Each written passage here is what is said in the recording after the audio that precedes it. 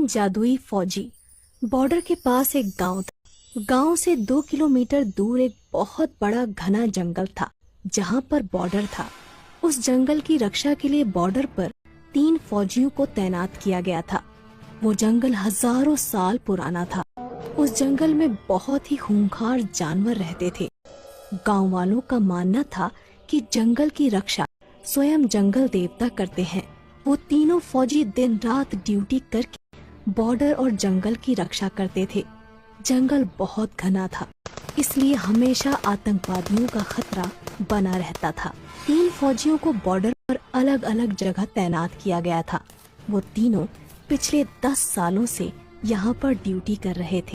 तीनों फौजियों की देशभक्ति और जंगल की रक्षा देखकर वन देवता बहुत प्रसन्न हो जाते हैं और एक दिन वन देवता अपनी वन देवी से कहते हैं, देवी, ये तीनों फौजी पिछले 10 सालों से हमारे जंगल की रक्षा कर रहे हैं।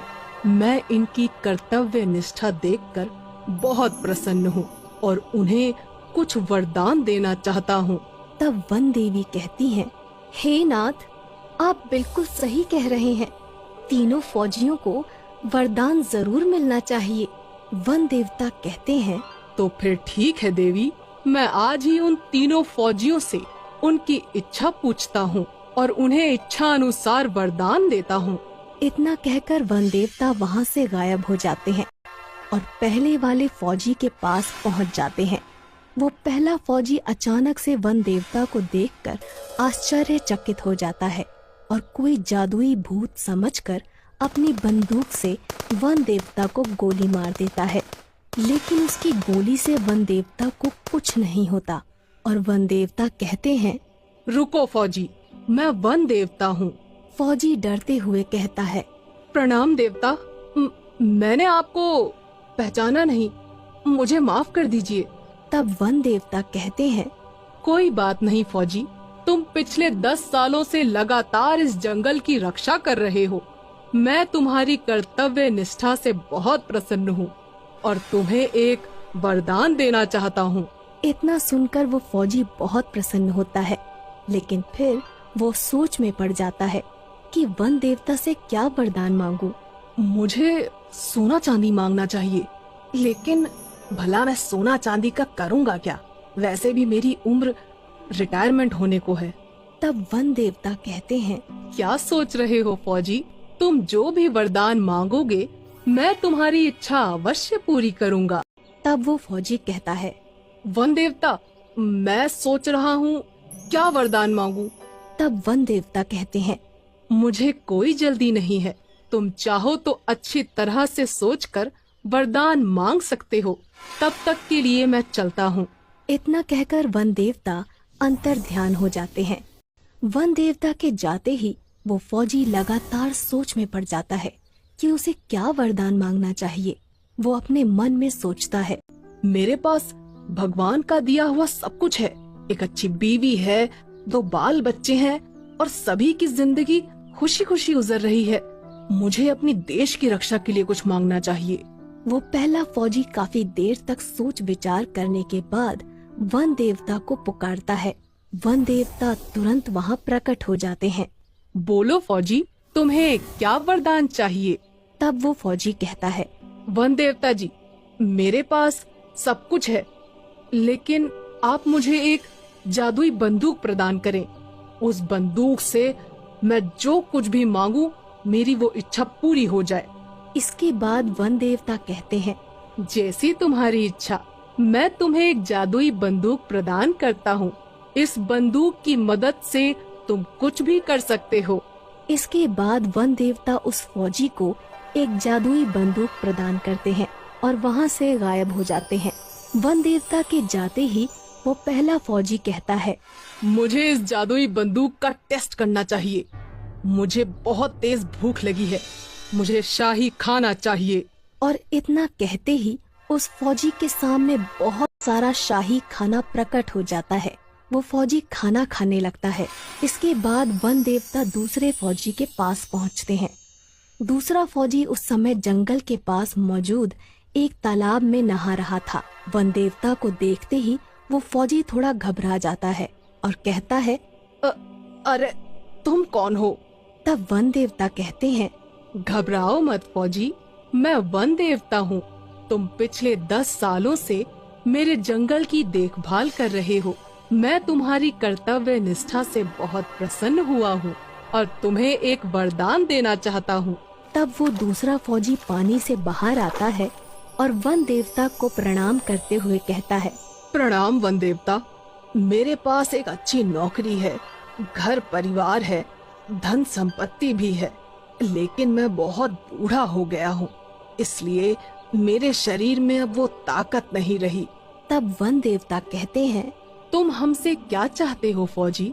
साफ साफ बताओ। तब वो दूसरा फौजी कहता है, वन देवता, आप मुझे एक जादुई छड़ी प्रदान करें जिससे मेरी हर इच्छा पूरी हो। वन देवता अपने जादू से एक जादुई छड़ी उस फौजी को दे देते हैं और वहाँ से गायब हो जाते हैं। जादुई छड़ी पाकर दूसरा फौजी बहुत खुश होता है और जादुई छड़ी से कहता है, हे जादुई छड़ी, मुझे फिर से जवान कर दो। और इतना कहते ही वो जादुई छड़ी उस फौजी को फिर से जवान और ताकतवर बना देती है। अपने ताकतवर शरीर को देखकर वो फौजी सब कुछ भूल जाता है और अहंकार में आकर जादुई छड़ी से कहता है, जादुई छड़ी, मेरे चारों तरफ बहुत सारे आतंकवादियों को खड़ा कर दो ताकि मैं सबको मार सकूं। इतना कहते ही उस फौजी के चारों तरफ बहुत सारे आतंकवादी प्रकट हो जाते हैं। फौजी अपनी बंदूक से एक आतंकवादी को गोली मार देता है, लेकिन इससे पहले कि वो फौजी सारे आतंकवादियों को गोली मारता, सभी आतंकवादी मिलकर उस फौजी पर गोलियां चलाने लगते हैं और उस फौजी की मौत हो जाती है। इसके बाद वन देवता तीसरे फौजी के पास पहुंच जाते हैं। इस समय तीसरा फौजी सो रहा था क्योंकि वो रात भर बॉर्डर पर ड्यूटी करता था।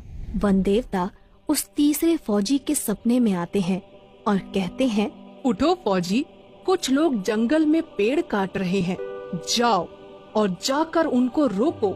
इतना सुनते ही वो तीसरा फौजी अचानक नींद से जाग जाता है, लेकिन उसे अपने आसपास कोई नहीं दिखाई देता।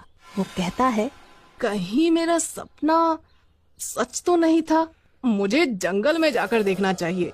वो फौजी तुरंत अपनी बंदूक उठाकर अपने इलाके में छानबीन करने के लिए जंगल में निकल पड़ता है। तभी उसे सामने 2 लोग पेड़ काटते हुए दिखाई देते हैं। फौजी चिल्लाकर कहता है, कौन हो तुम लोग और इस जंगल में आने की हिम्मत कैसे हुई? फौजी दौड़कर उन दोनों को पकड़ लेता है और कहता है, अगर आज के बाद तुम लोग इस जंगल में दिखाई दिए तो मैं तुम्हें पुलिस के हवाले कर दूंगा। इसके बाद वो दोनों आदमी वहाँ से भाग जाते हैं। तभी अचानक वन देवता वहाँ प्रकट हो जाते हैं। वाह फौजी वाह, तुम्हारी वजह से ये जंगल सुरक्षित है। मैं वन देवता हूँ और तुम्हारी कर्तव्य निष्ठा देखकर मैं तुम्हें एक वरदान देना चाहता हूँ। मांगो फौजी, तुम क्या मांगना चाहते हो? तीसरा फौजी थोड़ा सोच विचार करके वन देवता से कहता है, वन देवता, मैं जब भी अपनी वर्दी पहनकर बॉर्डर पे जाऊं तो मुझे कोई देख ना पाए, मैं अपनी वर्दी पहनकर गायब हो जाऊं।